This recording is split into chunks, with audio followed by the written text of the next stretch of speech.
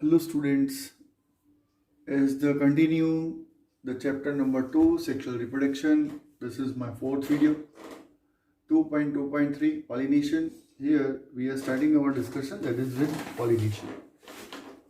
What is pollination? Pollination क्या है? What is pollination? Pollination is just say you have to remember the definition. The transfer of pollen grain produced in anther to the stigmatic surface, it is known as pollination. Pollination is further, what are the points are there that step by step I am trying to explain further. Here you have to remember the pollination. Let me clear one thing. यहाँ पे मैं एक चीज आपको clear cut समझाना चाहता हूँ, जहाँ पे एक मेजॉरिटी बच्चे गलती करते हैं कि पॉलिनेशन और फर्टिलाइजेशन ये दोनों अलग कंसेप्ट है, दोनों मिक्स नहीं करने का. फर्टिलाइजेशन होता है फ्यूजन ऑफ गैमेट और पॉलिनेशन होता है transfer of pollen from the anther to the stigmatic surface. Okay, pollination, kinds of pollination. Kinds of pollination 1, 2, 3 है. काइंड ऑफ पॉलिनेशन में फर्स्ट टाइप आता है जिसको हम बोलते हैं ऑटोगेमी. ऑटोगेमी हम किसको बोलेंगे? तो if pollen grains are deposited to the stigmatic surface of same flower, that is self pollination. Autogamy, self pollination.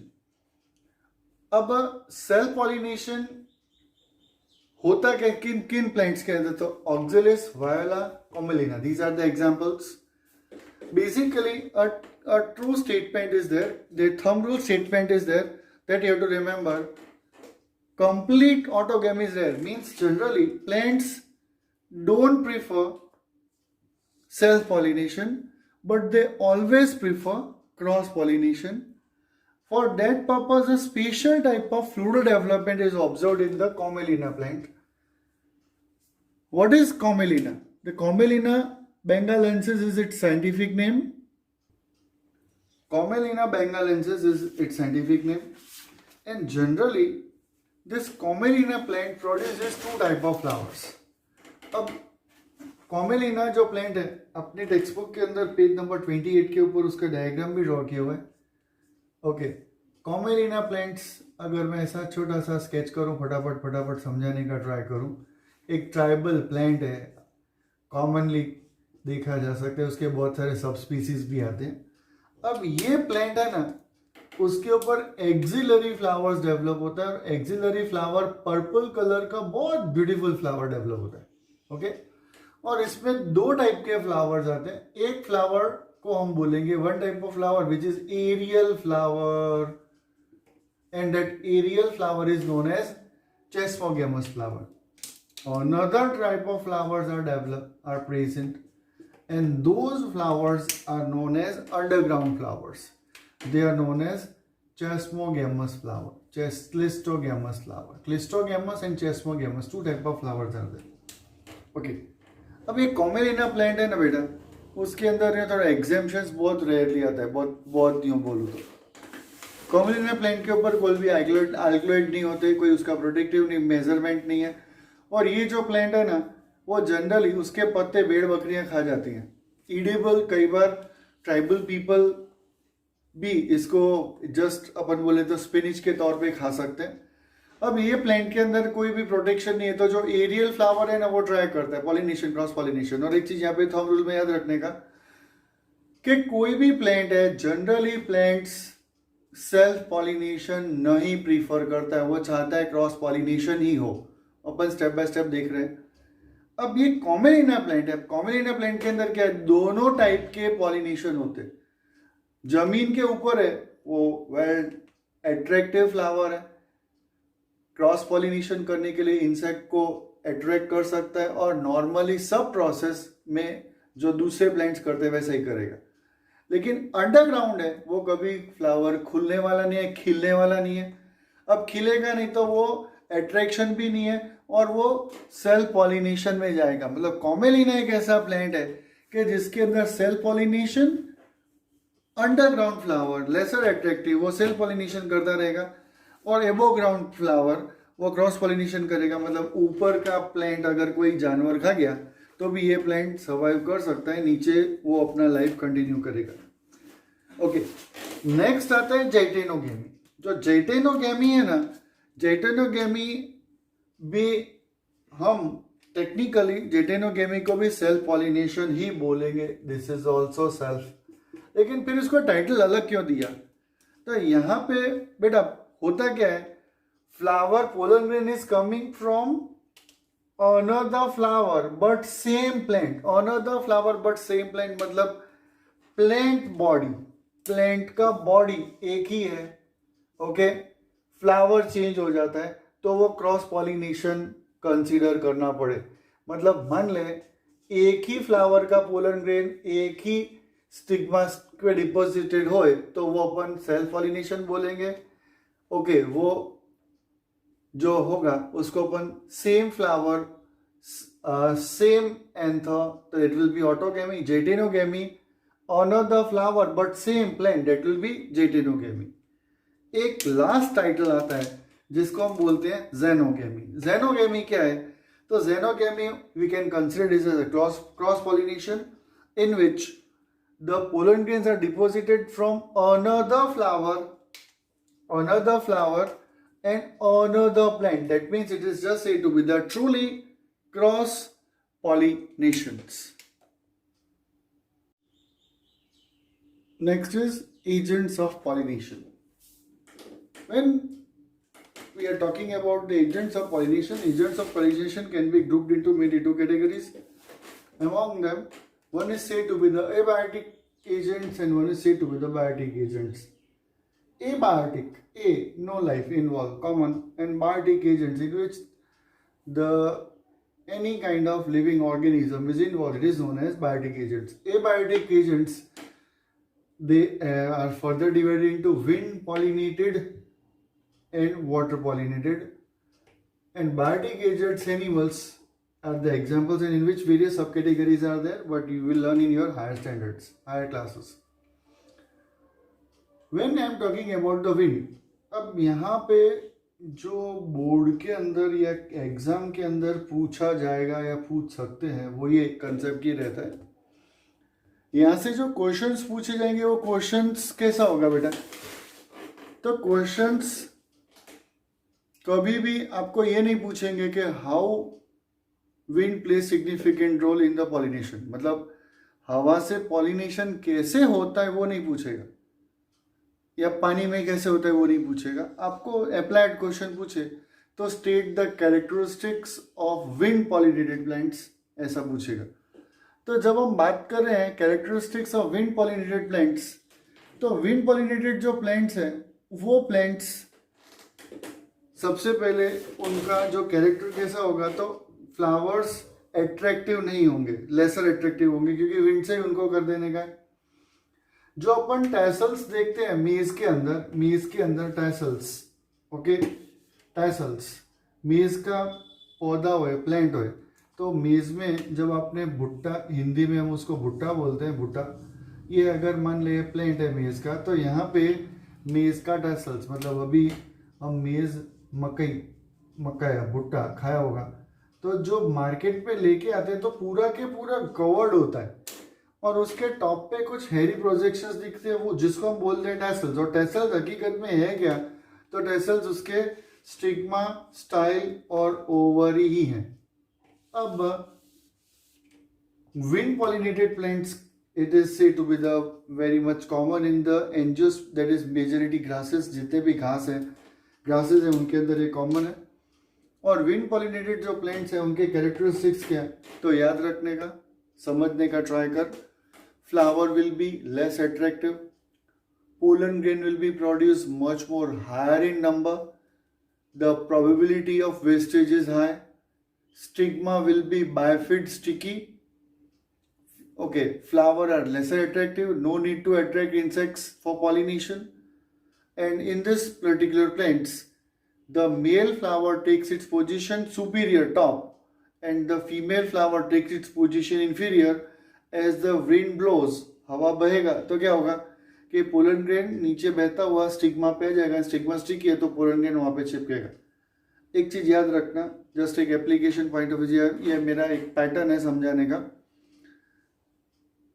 ऐसा माना जाता है कि जब जिसकी जरूरत हो ना तभी हम वो उसका इन्वेंशन करते हैं।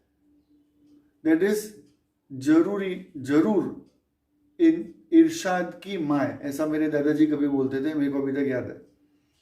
मतलब क्या, प्लेंट्स को अगर एनिमल्स की जरूर हो, इंसेक्ट की जरूर हो, तभी वो एट्रैक्टिव फ्लावर पैदा करेगा। और जो प्लेंट्स होते हैं ना वो भी गिव एंड टेक का रिलेशनशिप बहुत अच्छे से मानते हैं और उसको फॉलो भी कर रहे हैं। गिव एंड टेक हकीकत में गिव एंड टेक है। यूं बोलूं तो प्लेंट्स है ना वो मुफ्त का कोई काम नहीं करेगा। अगर उनको प्लेंट्स को जरूर होए एनिमल्स के पॉलिनेशन एज ए यूज करने का, पॉलिनेटर एज ए यूज करने का, तभी वो एट्रैक्टिव फ्लावर पैदा करेगा, नहीं तो वो नहीं करेगा। अगर उनको हनी बी को नेक्टर खिलाना कब पड़ेगा कि जब उनको हनी बी की जरूरत है पॉलिनेशन कराने के लिए। अगर उनको ऐसा पॉलिनेटिंग एजेंट कोई एनिमल, कोई इंसेक्ट, कोई कीड़ा मकोड़ा नहीं चाहिए तो वो एट्रैक्टिव फ्लावर पैदा ही नहीं करेगा। तो ये एक याद रखना। इवन एक मस्ट एक अप्लाइड क्वेश्चन है कि which part of the flower will remain attach after the pollination fertilisation, तो ओनली ओवर ही आता है। जनरली जितने प्लांट्स है उसपे ऊपर देखो तो फ्रूट, मैंगो भी पकड़ो तो मैंगो ग्रीन कलर का होता है क्योंकि कैमोफ्लेज हो जाए। जैसा उसका ओवरी में सीड मैच्योर हो गया तभी वो पकेगा, खुशबू फैलाएगा, एनिमल्स को कॉल करेगा कि आओ कुछ खाओ और मेरी सीड अलग अलग डेस्टिनेशंस पे पहुंचा दो। तो यहाँ पे एक ऐसा कंसेप्ट समझने का बहुत इजी कंसेप्ट है, लेकिन अभी भी इसमें से कुछ क्वेश्चंस कभी कभी आ जाते हैं, जैसे विंड पॉलिनेटेड प्लांट्स के कैरेक्टरिस्टिक्स ऑफ फ्लावर। उसी तरह से वाटर पॉलिनेशन अगर मैं समझाने का ट्राई करूं, water pollination, what is said to be the water pollination. जब मैं वाटर पॉलिनेशन की बात कर रहा हूं तो it is mainly observe restricted in only angiosperm. Angiosperms के कुछ ही प्लांट्स है, लगभग 30 जेनेरास इंक्लूडेड है। बाकी अल्गी, फंजी, ब्रायोटेडोफाइट्स के अंदर ये कॉमनली प्रेजेंट है। ओके, अब वाटर के अंदर एक प्लांट आता है जिसको मैं बोलूंगा दैट इज वाटर हाइकेंथ। ओके, अब वाटर हाइकेंथ जो है उसके अंदर भले पानी में है लेकिन एनिमल से पॉलिनेशन होता है, क्योंकि water hyacinth tiger of Bengal plants वो वाटर के सरफेस के ऊपर आता है, और सरफेस के ऊपर है तो कीड़े मकोड़े, इंसेक्ट्स उसके ऊपर फ्लाई करके पहुंच सकते हैं। मतलब एक वाटर में पॉलिनेशन के जो यहाँ पे मैं समझाने का ट्राई कर रहा हूं वो सिर्फ और सिर्फ सबमर्ज्ड प्लांट्स की बात कर रहा हूं।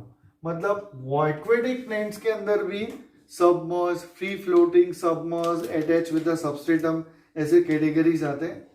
लेकिन कुछ जो वाटर पॉलिनेटेड प्लांट्स, एग्जांपल मैं वेलिस्नेरिया समझाऊं तो वेलिस्नेरिया प्लांट्स के अंदर कैसे होता है, तो बेटा ये बॉटम मान ले, यहाँ पे मैं ड्रॉ करूं, ये बॉटम है, पानी का बॉटम सरफेस है। ओके, इसके ऊपर यहाँ पे टॉप पे ब्लू लाइन मैं बोलूँ तो ये वाटर सरफेस है, और वेलिस्नेरिया प्लांट है ना वो इस तरह से उसके स्ट्रिप्स होते हैं, strips.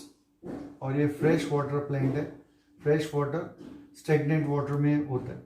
It possess poor root system. तो यहाँ पे पहला नीट के लिए applied question, why Vallisneria possess poor root system. Vallisneria plant possess poor root system as, इसके पुअर रूट सिस्टम के होते हैं क्योंकि रूट का जो मेन फंक्शन है, रूट का काम क्या है, रूट का मेन काम अटैचमेंट और एब्सॉर्प्शन। तो यहाँ पे अटैचमेंट करने के लिए ये वाटर एब्सॉर्प्शन का जरूर नहीं क्योंकि ये पानी के अंदर ही रह रहा है। दिस प्लांट थोड़ा देखने में कैमोफ्लेज ना हो, इसलिए मैं थोड़ा डायग्राम यहाँ पे ब्लू कलर कर रहा हूँ, लेकिन होते हैं फ्लावर ग्रीन कलर के ही हैं। It possess long peduncle, 11th standard में आप पिडंकल और पेडिसल का वर्ड पढ़ चुके हो। यहाँ पे मैं सिर्फ रिकॉल करने के लिए बोला, पिडंकल और पेडिसल समझ लेने का। यहाँ पे मेरे को नीचे चैट बॉक्स में लिखना, कमेंट्स में तो मैं समझा दूंगा। अब उसके अंदर जो प्लांट है उसमें स्टिग्मा स्टाइल होता नहीं है क्योंकि सेसाइल है और यहाँ पे ओवरी आता है, ओवरी। ये पिडंकल स्प्रिंग लाइक है, तो ये पिडंकल पूरा के पूरा क्या करता है, यहाँ पे लंबा होके इलोंगेट होके यहाँ पे पहुंच जाएगा, मतलब नीचे के सरफेस को टच करेगा। स्टिग्मा वैक्सी होने की वजह से इसके ऊपर एक वाटर की कॉनकेव डिस्क बनता है, मेल डिटैच हो जाते हैं और यहाँ पे यो बोलूं तो water is a carrier, hence it is discussed as a water playing significant role in the as a abiotic agent in pollinations। ऐसा एक छोटा सा कंसेप्ट है समझने का। How in aquatic plants the pollen grain is protected? तो pollen grain is protected by wetting by mucilaginous covering। mucilaginous covering 5-star word रहेगा आपको संभालने का, कि जिससे जो पोलन ग्रेन है ना वो बेसिकली वेट ना हो जाए, मतलब डिस्ट्रॉय ना हो जाए और पानी से प्रोटेक्टेड रहे। नेक्स्ट एक कंसेप्ट आता है animals as a pollinating agent. जब हम animals as a pollinating agents पढ़ रहे हैं तो उसमें कॉमनली जैसे आगे में देखा था वैसा के वैसा पैटर्न सेम टू सेम रहता है। और पैटर्न क्या, तो कौन से एनिमल्स रहेंगे एज अ पोलिनेटिंग एजेंट, तो पेज नंबर 30 के ऊपर बेटा प्रिंटेड है, आपको देख लेने का। मेरा एम यहाँ पे आपको शॉर्टेस्ट वे से किस तरह से आप वो कंसेप्ट याद रख सको वो है, पेज नंबर 30 एनसीईआरटी बुक के अंदर प्रिंटेड है। यहाँ पे जो अप्लाइड है वो देखने का, कैरेक्टरिस्टिक्स ऑफ फ्लावर एनिमल्स, तो ये भी कंसेप्ट मैं आगे इनडायरेक्टली समझा चुका हूँ। एनिमल्स को अगर पॉलिनेटिंग एजेंट होगा तो जो पोलन ग्रेन्स होंगे वो ईडेबल होंगे, फ्लावर अट्रैक्टिव होगा, ओके, और तभी एनिमल्स आएंगे और इंसेक्ट। अब यहाँ पे एक क्वेश्चन मैं लिख रहा हूँ, why some plants produces attractive inflorescence. एक छोटा सा कंसेप्ट है। Generally nature the flower will be big. अब देखो तो या तो नेचर के अंदर फ्लावर बड़ा होगा, धतूरा का फ्लावर बड़ा होता है, और फ्लावर विल बी स्मॉल। तो if flower will be bigger it can perform all the functions, attraction of insect for pollination, fertilization, all itself, तो वो खुद कर सकता है। लेकिन फ्लावर अगर छोटा होता है, छोटा, तो वो क्या करता है, if the flower is small, in that case they collectively unite with each other and form different type of inflorescences। वो अलग अलग टाइप के inflorescences बनाएंगे, ओके। इसके सब टाइप्स आते हैं एनिमल्स के अंदर। अगर हम बोले तो एक आता है अलग अलग एनिमल्स, इंसेक्ट्स बोले तो फ्लाइज हैं, बीटल्स हैं, अलग अलग टाइप के आएंगे एनिमल्स है। अब इसके अंदर एमोर्फोफिलस प्लांट है जिसको बहुत लॉन्ग और वहाँ पे फ्लावर डेवलप करता है, उसका इन्फ्लोरेसेंस बहुत लंबा होता है, और वहाँ पे जो इन्फ्लोरेसेंस लंबा होने के रीज़न, ये कारण से उसका जो इन्फ्लोरेसेंस है ना वो safe place of laying eggs, मतलब इंसेक्ट आएगा, पॉलिनेशन कराएगा, पॉलिनेशन के बाद अपने अंडे पैदा करेगा, और जो फीमेल्स है अपने अंडे सेफ प्लेस यूका के अंदर आ जाता है। मतलब यहाँ पे दो, एक यूका का और प्रॉपर मॉथ का सिम्बायोटिक रिलेशनशिप बन जाता है, कि जो हम इकोसिस्टम के अंदर ऐसे कंसेप्ट पढ़ने वाले हैं, और वो दोनों एक साथ ही रहते हैं। मतलब इंसेक्ट और प्लांट, इंसेक्ट नहीं रहेगा तो प्लांट भी सर्वाइव नहीं कर सकता, और क्योंकि उसका लाइफ साइकिल ही कंप्लीट नहीं होगा, और प्लांट नहीं होगा तो इंसेक्ट भी जिंदा नहीं रह सकता, क्योंकि उसके अंडे रखने की सेफ प्लेस फिर उसको किसी जगह पे मिलने वाले नहीं।